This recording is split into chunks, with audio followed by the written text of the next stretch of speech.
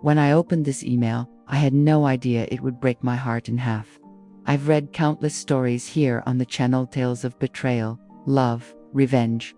But this one, it tore at something deeper. It came from a woman who had already lost more than most, and then was forced to watch everything else slip away in front of her eyes. A mother, a wife, and suddenly, neither, not by death, but by betrayal. And not just any betrayal, by the two people she loved most in this world. She said, "Brenda, I don't know if anyone will believe me, but I need to tell someone. I need someone to understand what it's like when your daughter, your own flesh and blood, steals your husband." When I read that line, I froze. I couldn't believe it. I didn't want to believe it. But as I kept reading, the weight of her pain became undeniable. You could feel it between every word. They say there's no heartbreak like the one caused by your own child. But when the betrayal comes from both your child and your partner, it's a wound no apology can touch. I sat there stunned, asking myself how anyone could survive something like this. But this woman did, and not only did she survive, she made a choice that will leave you breathless. In her words, this wasn't just a story about losing love, it was about finding clarity in the chaos, and above all, discovering that sometimes the deepest pain comes with the sharpest revelations. Her life will never be the same after what happened. But what she did next, it's what you'll remember. Most, I'm still shaken. I still can't quite believe what she lived through. But I promised I'd honor her story. And that's exactly what I'm going to do. So get comfortable, because I'm about to tell you something that'll stay with you long after this video ends. Are you ready? Let's begin. She was 43 when she met Daniel, a quiet, charming man who worked in city planning and had a smile that made her knees weak. They met at a bookstore, of all places, reaching for the same copy of A Movable Feast. It was almost cliché, but something about it felt right, meant to be. She had been divorced for 3 years, focused on raising her teenage daughter Lily, and had almost given up on love. Daniel changed that. Slowly, gently, intentionally. Lily liked him, at least at first. She was 16. A bit distant like most teens, but she smiled at his jokes and called him Don the Plan Man. They had dinners together, movie nights, even weekend trips. It felt like a family again. And after 2 years of dating, Daniel proposed. She didn't hesitate. Saying yes felt like finally exhaling after years of holding her breath. They got married in spring. Lily wore lavender and cried as she gave a toast. Everything was perfect. Or at least, it looked that way. But now, looking back, she could see the cracks, the little moments that didn't quite make sense. Like how Daniel always checked in on Lily before checking in on her. Or how Lily suddenly wanted to stay home more often. At the time, she chalked it up to love. She believed they were bonding. That Daniel was just trying to be a good stepfather, and Lily was adjusting to change. It made her happy to see them getting along so well. She never imagined there was something more. Something darker blooming in the background of their lives. She thought they were becoming a real family. In truth, they were becoming something else, something that would one day shatter everything she knew. It started with small things. A whisper that ended when she walked into the room. A shared glance between Daniel and Lily that felt too long, too loaded. At first, she dismissed it. Teenagers were moody. Step-parent relationships were complicated. But a mother knows, deep down, in that quiet part of her soul, she began to feel something was wrong. One evening, she found Daniel's hoodie in Lily's room. Lily laughed and said she borrowed it because it was cold. But Daniel didn't mention it. That silence felt louder than any excuse. She brushed it off. Then, it happened again. A watch left on Lily's nightstand. A text message from Daniel that said, "You looked amazing today." He claimed it was meant for her, but it didn't feel like it. Still, she didn't want to believe. Love makes you blind, but trust makes you foolish. She chose trust. Until the night she overheard Lily crying on the phone, whispering, "It's too dangerous. She'll find out." Her blood ran cold. She didn't confront them, not yet. She needed to be sure, needed proof. So she watched, quietly, carefully. She started keeping track of the lies, the moments that didn't add up, every late return from work, every glance across the dinner table. She started feeling like a stranger, in her own home, like everyone else knew something she did. And then she found the note. She found it tucked inside a book on the living room shelf, a folded piece of paper, hidden like a secret too heavy to say aloud. At first, she didn't think much of it, but curiosity won. She opened it slowly, already feeling the air shift around her. It wasn't a note to her, it was a note about her, and it shattered something inside her chest. "You're the only one who understands me," it read. "She never loved me the way you do." There was no signature, but the handwriting was unmistakably Daniel's, and the paper had Lily's scent, sweet like her perfume, mixed with guilt. She sat on the couch, holding the note like it was burning her fingers. Not knowing whether to scream or sob, she stared at the wall for hours, the note on her lap, the house echoing with silence. Memories flooded her, the way Lily hugged Daniel goodbye a little too long, how he defended her in every argument, how Lily smiled when Daniel walked into the room, like a girl in love. She had been blind, but no more. That night, she didn't sleep. She stayed awake, watching the two of them from a distance, laughing, eating, breathing the air she once called home. It was a performance, and she now saw through it all. Every smile, every word, a lie wrapped in another. She couldn't confront them without a plan. If she lost her temper, she'd lose the upper hand. So she decided to wait, observe, let them believe she was still in the dark. Because when she finally exposed them, she wanted them to feel what she felt, betrayal with no warning. And in the darkest corner of her heart, a plan began to form. Marilyn didn't tell anyone what she had discovered, not yet. She wore her pain like makeup, hidden under forced smiles and quiet nods. Every morning, she got up, prepared breakfast, and kissed Daniel's cheek as if nothing had changed. But inside, she was unraveling the truth. Thread by bitter thread, she began writing in a journal, pages filled with her anger, her questions, her grief. But more than that, her strategy. She needed to be smart. One wrong move, and they'd twist everything, gaslight her, make her feel like she was the one breaking the family. No, this time, she'd be the one in control. She started collecting evidence, screenshots, messages, even recorded voice memos of conversations when Lily slipped, unaware Marilyn was listening. Each file was a piece of the puzzle, and soon, the picture was undeniable. This wasn't just a fling. It was a full-blown relationship built behind her back. What hurt most wasn't the betrayal, it was how easily they lied. How naturally Daniel looked her in the eye and said, "I love you," while loving someone else. How Lily called her sister and then kissed her husband when she wasn't looking. The cruelty was so casual, it was almost surgical. Marilyn began to imagine how she'd revealed the truth, a letter, a confrontation, a public exposure, but none of it felt right. She didn't want revenge. She wanted justice with dignity. She wanted them to feel small, not because she screamed, but because she never had to. So she kept playing her role, the loving wife, the clueless sister-in-law.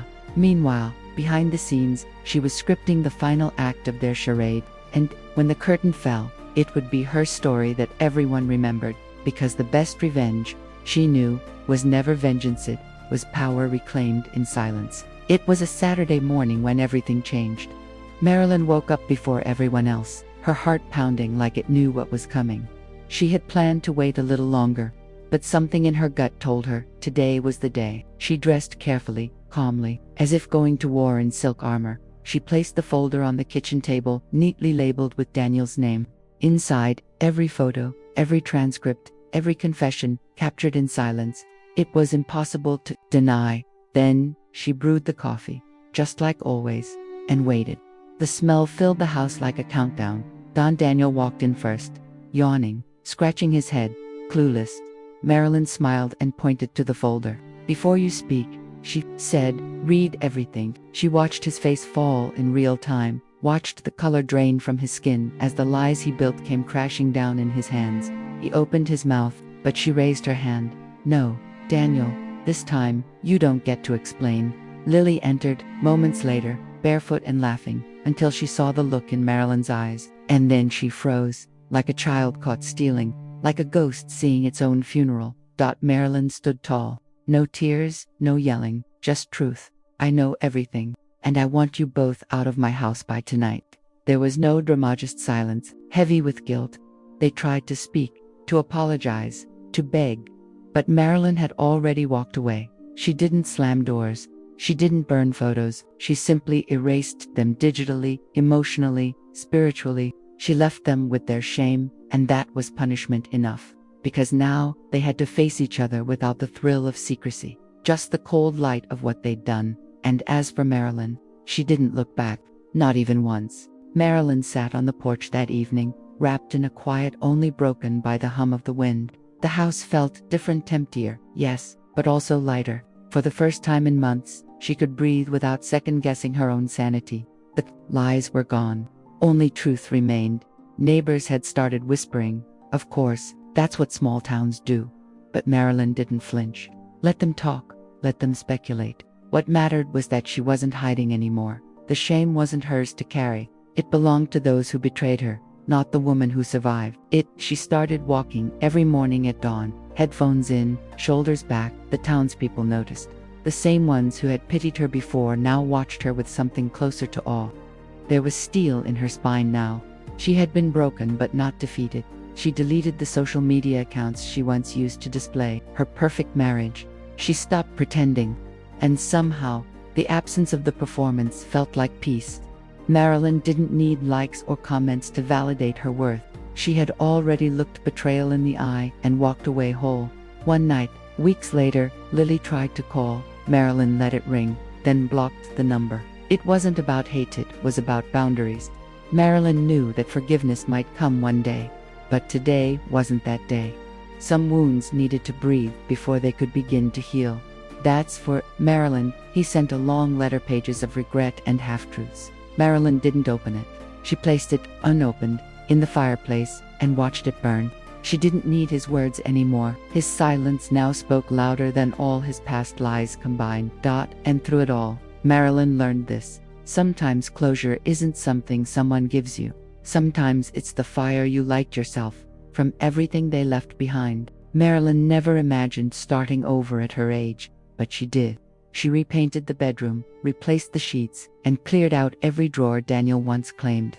The quiet didn't feel so lonely anymore, it felt earned. The silence became a space where healing could echo. She began volunteering at the community center, helping other women who had faced betrayal. Listening to their stories gave her a sense of purpose she didn't expect. Her pain wasn't just hers anymore, it became a thread that connected her to others, and that made her stronger. One woman, new to town, shared how her ex had left her with 2 kids and nothing else. Marilyn offered her a ride, a hot meal, and, eventually, friendship. In helping someone else rebuild, Marilyn realized just how far she had come from the ashes of her old life. She also started journaling at first. Just memories, then feelings, and finally, truth. Her words weren't perfect, but they were hers. She didn't write to publish or impress. She wrote to understand, to feel, to release. And with every page, she took back a little more of herself. Months passed, and seasons changed. Marilyn planted a garden in her backyard, something she'd always wanted to do but never had time for. Watching things grow slowly, like poetry, what had once been broken ground now bloomed with possibility. Evenings became sacred. Tea by the window, a book on her lap, and the comfort of knowing no one could take this peace from her again. She didn't crave drama or revenge anymore. She craved clarity, solitude, and she finally had both. Most importantly, Marilyn stopped asking why. She stopped needing answers. She realized the truth was never meant to explain someone else's cruelty, was meant to set her free. And that freedom, she would never surrender again. Marilyn kept every letter Daniel had written her during their early years, tucked away in a velvet box under her bed. One rainy afternoon, she opened it again, not to relive the past, but to finally let it go. Each word once made her heart race. Now, they barely stirred a flicker. She sat at her kitchen table, pen in hand, and began writing a letter of her own, not to send, but to say what she had never dared say out loud. It wasn't angry, it wasn't bitter, it was honest. It was the truth of a woman who had been burned and chose not to burn back. On the letter, she thanked him for teaching her how to be alone, how to listen to her own voice. She wrote about the nights she cried silently, and how, eventually, the tears stopped, about the lies he told, and how each one carved a space for her truth to rise. She admitted her own blindness, how she had wanted the perfect marriage more than the real one, how she ignored the signs because love had become a habit, not a choice. But now, she had chosen differently. She had chosen herself. The letter ended with a single sentence: I release you. No flourish, no signature, just that. Marilyn folded it gently, slid it into an envelope, and placed it in the fireplace. As the flame consumed it, she watched years of wait turn to ash dot. She didn't cry, not this time. Instead, she smiled softly, like someone remembering the lyrics to a song they no longer needed to sing. That moment, in its stillness, felt like closure, not the dramatic kind, but the real kind that comes in whispers, not screams. She walked outside barefoot, felt the wet grass under her feet, and tilted her head to the sky. Rain was falling, but it didn't chill her. It felt like blessing, like release, like the universe itself had whispered back, "You're free." The apartment felt different now, not emptier, just ... lighter. Marilyn moved through the rooms slowly, touching the things she once chose for a life that no longer existed. The wedding photo was gone from the shelf. In its place stood a small plant, new and alive. She began rearranging her life the same way she rearranged her furniture, deliberately, piece by piece. Her mornings started with sunlight and silence, not tears.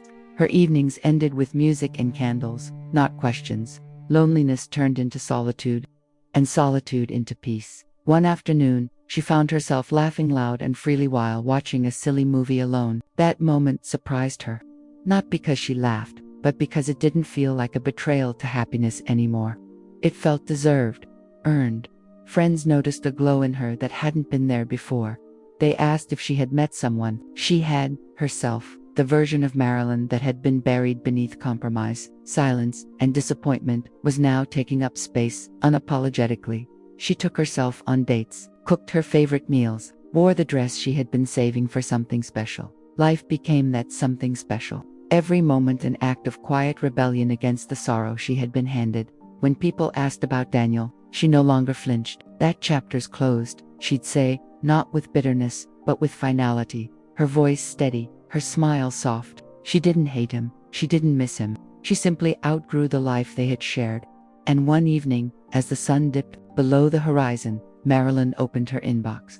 Another story had arrived from a woman who, like her, had been broken open. Marilyn poured a glass of wine, pressed record, and began to read. Her voice steady, her heart open, because stories like hers were no longer her burden, they were her gift.